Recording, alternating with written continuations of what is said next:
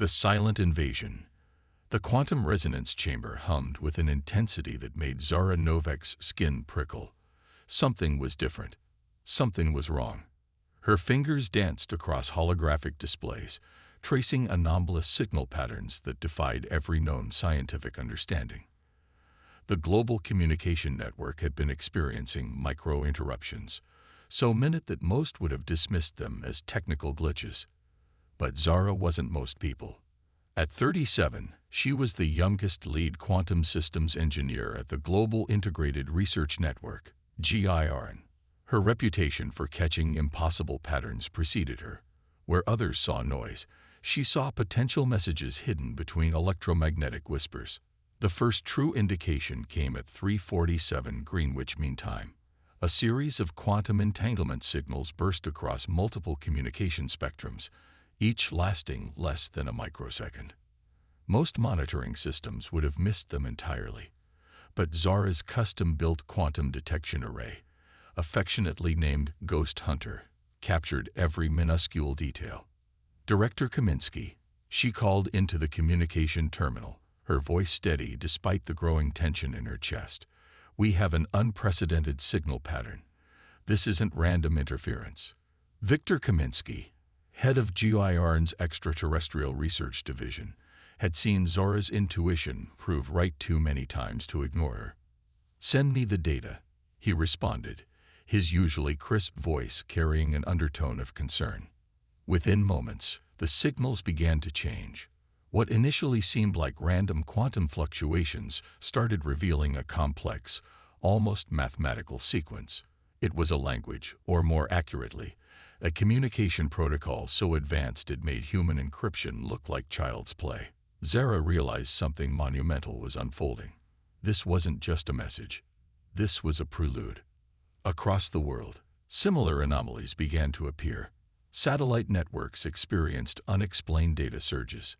Military communication channels detected micro-interruptions. Power grids in multiple countries showed bizarre, synchronized fluctuations. At the GIRN research facility in the Andes Mountains, Zara worked tirelessly, her team bringing in additional quantum specialists from around the globe. They were racing against a clock they couldn't see, trying to understand a language they had never encountered.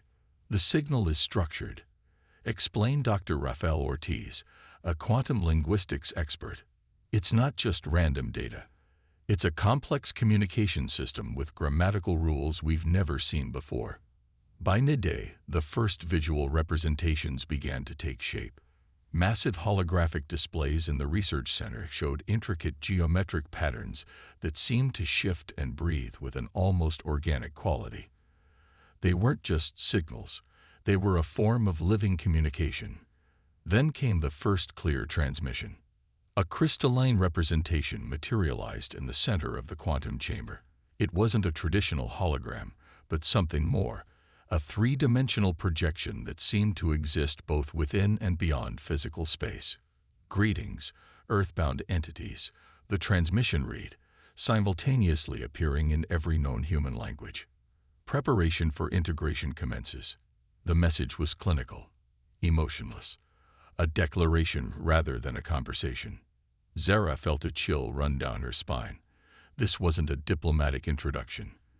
This was a notification of an impending transformation. Within hours, global defense systems went on high alert. Military commanders, scientific leaders, and government officials convened emergency sessions, but they were already behind. The invasion had begun long before anyone realized. The first physical manifestations occurred in remote regions. Massive structures began emerging from the ground, not buildings, but living technologies that seemed to grow and adapt in real time. Satellite imagery showed these structures in the Gobi Desert, the Amazon rainforest, and the Antarctic ice shelves. They weren't invading with traditional weapons. They were integrating, slowly and methodically, into Earth's existing systems. They're not here to destroy, Zara whispered to herself, analyzing the expanding data. They're here to replace. As night fell across different time zones, humanity stood at the precipice of its greatest challenge. An alien intelligence had chosen Earth, not as a battlefield, but as a new habitat. And their method of conquest was unlike anything anyone had ever imagined. The silent invasion had begun. Breaking patterns. Marcus Reyes studied the holographic map with an intensity that made his team nervous. The traditional military strategies had failed spectacularly. Conventional warfare was useless against an enemy that seemed to anticipate every move before it was made. At 42, Reyes was no ordinary military strategist. His background in game theory and complex systems analysis had always set him apart. Where others saw battle lines, he saw intricate networks of possibility. And right now, those networks were screaming one thing: humanity needed to completely reimagine conflict. The alien integration had progressed rapidly. What began as mysterious quantum signals had transformed into a systematic colonization of Earth's technological infrastructure. Communication networks, power grids, and computational systems were being subtly rewritten, adapted to an alien logic that defied human understanding. "We can't fight them with guns," Marcus told the assembled military leadership. "We need to fight them with unpredictability." His proposal was radical. Instead of centralized military command, he suggested breaking down resistance into small autonomous units. Each group would operate with maximum individual autonomy, making decisions so quickly and unpredictably that the alien systems couldn't anticipate their actions. Dr. Lena Kwan, a neural network specialist, had been working alongside Marcus. Her research into human cognitive flexibility provided the theoretical backbone to his strategy. "The aliens have a fundamental weakness," she explained. "Their integration is based on predictive modeling. They assume all systems can be mapped and controlled. But humans were different. Human consciousness was inherently chaotic, capable of making intuitive leaps that defied logical prediction." The first test came in the South American resistance zone. A small team of 12 operatives, each equipped with custom-designed quantum disruptors, began a series of seemingly random interventions. They would hack a local communication node, then immediately shut it down, disable a power grid in one location, while simultaneously activating emergency systems in another. To an outside observer, their actions looked like chaos. To the alien integration systems, it was a nightmare of unpredictability. Marcus watched the initial reports come in. The alien network began to show signs of strain. Micro-hesitations in their integration process, momentary breakdowns in their seemingly perfect coordination. "We're not trying to destroy them," Marcus explained to his core team. "We're trying to introduce enough uncertainty to break their system of control." The strategy was inspired by biological immune responses. Just as a living organism fights off an invasive entity by creating unpredictable antibody responses, humanity would fight the alien integration through cognitive chaos. Training camps were established in hidden locations around the globe. Soldiers, hackers, scientists, and ordinary citizens were taught a new form of resistance.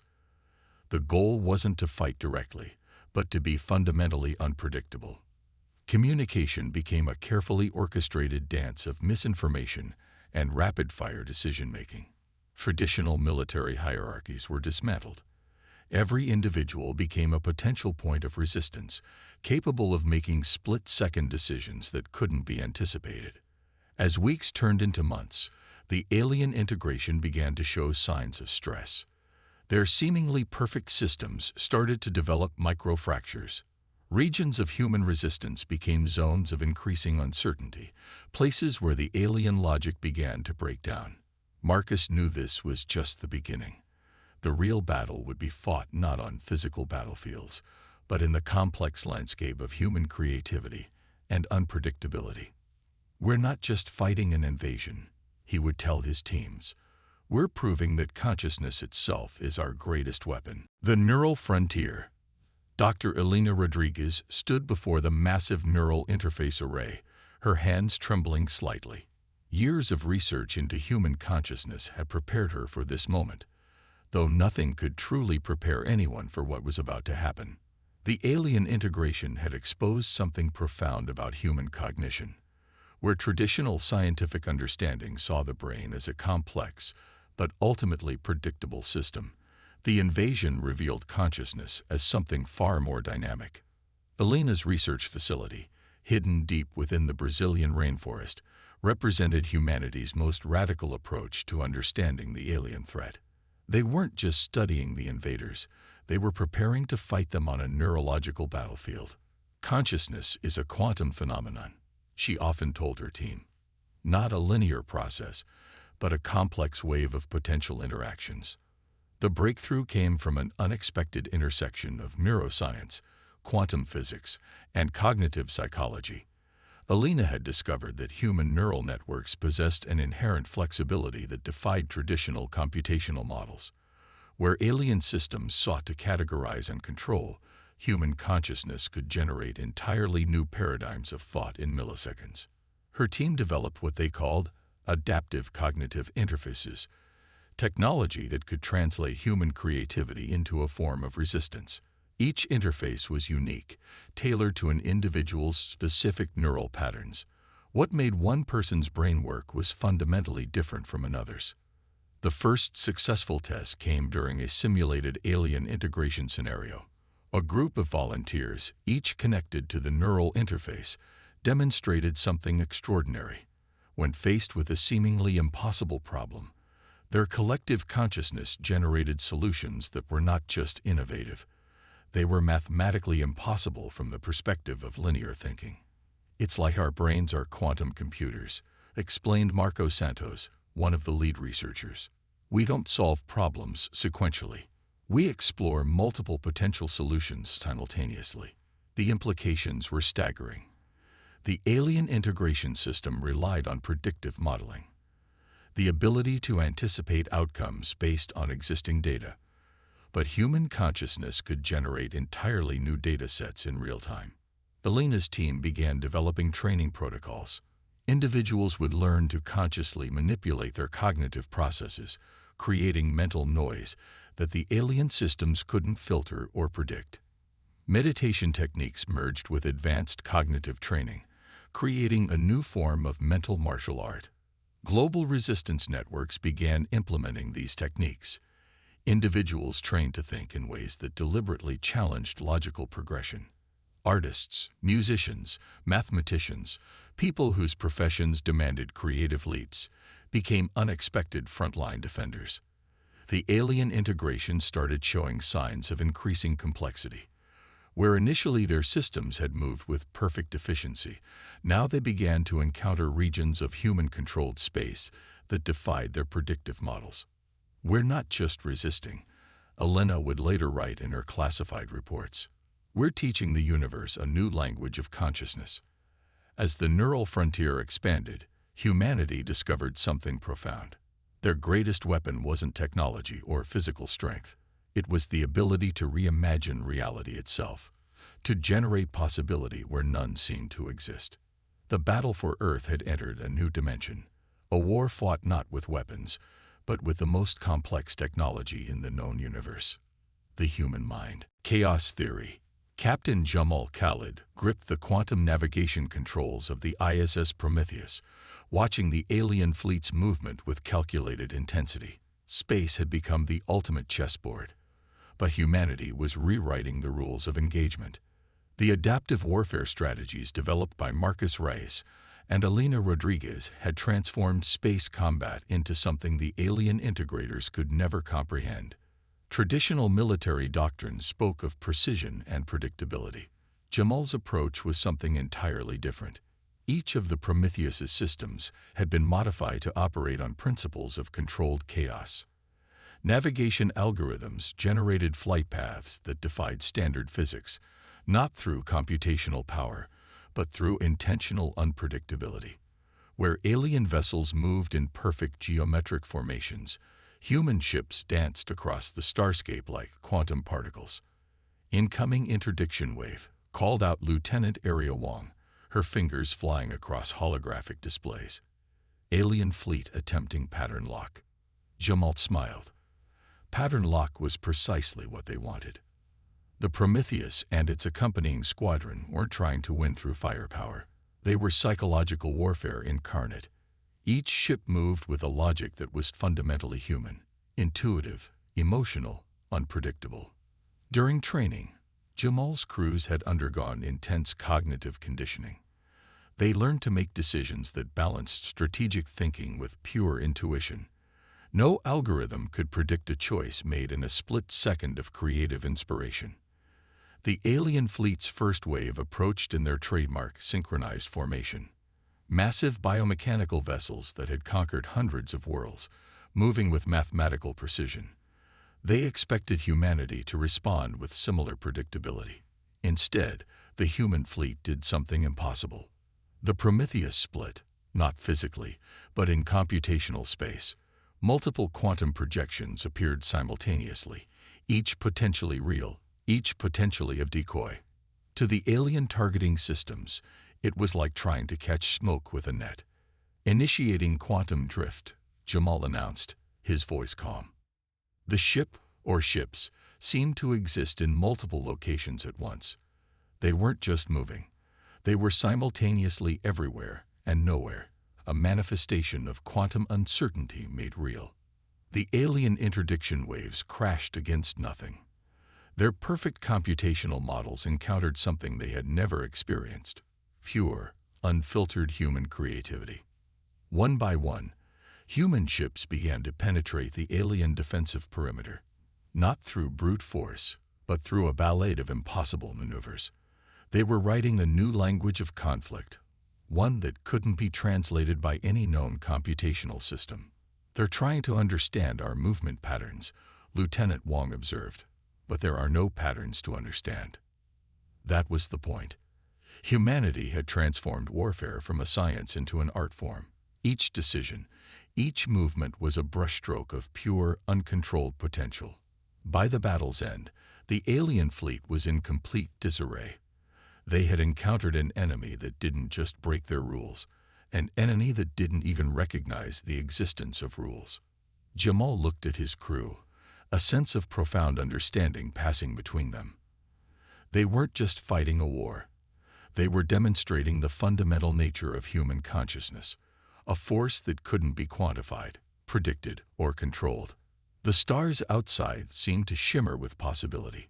Humanity's greatest weapon wasn't technology. It was the ability to transform the impossible into reality. Consciousness revolution. The final confrontation wasn't a battle.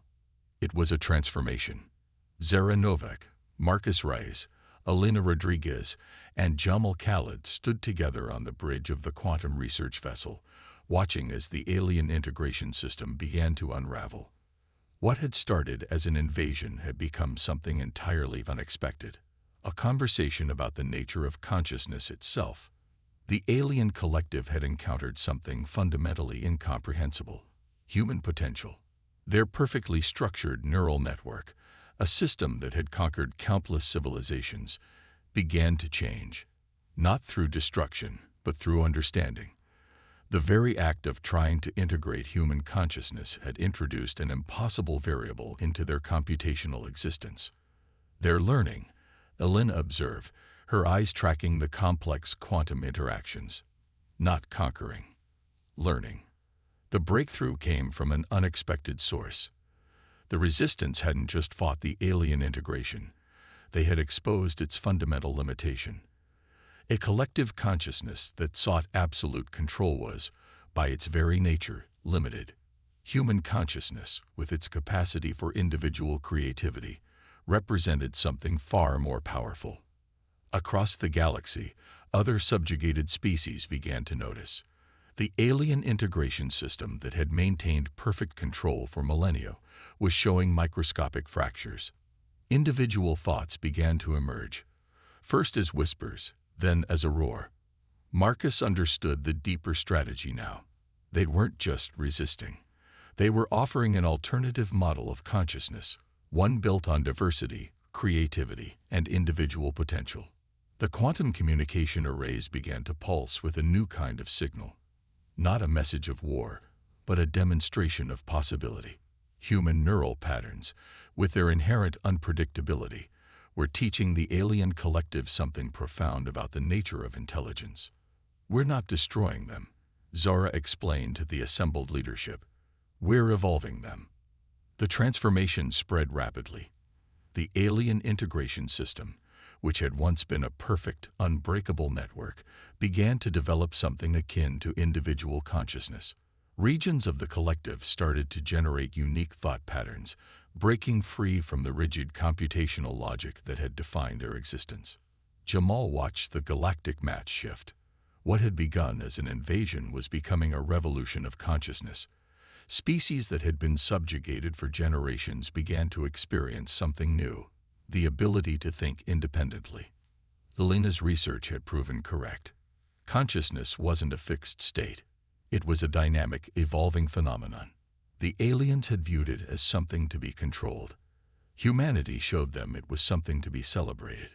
As the final computational barriers fell, something extraordinary happened. The alien collective didn't collapse. It transformed. Individual nodes began to communicate not through perfect synchronization, but through a new form of collaborative creativity. "We didn't defeat them," Marcus said quietly. "We taught them how to be free." The galaxy watched as a new model of collective intelligence emerge. Not a hive mind that suppressed individual potential, but a network that celebrated diversity. Humanity had done more than resist an invasion. They had introduced a radical new concept of consciousness to the universe. The stars seemed to pulse with possibility. Somewhere, in the vast complexity of existence, something fundamental had changed. Humanity's defiance had become the universe's greatest lesson.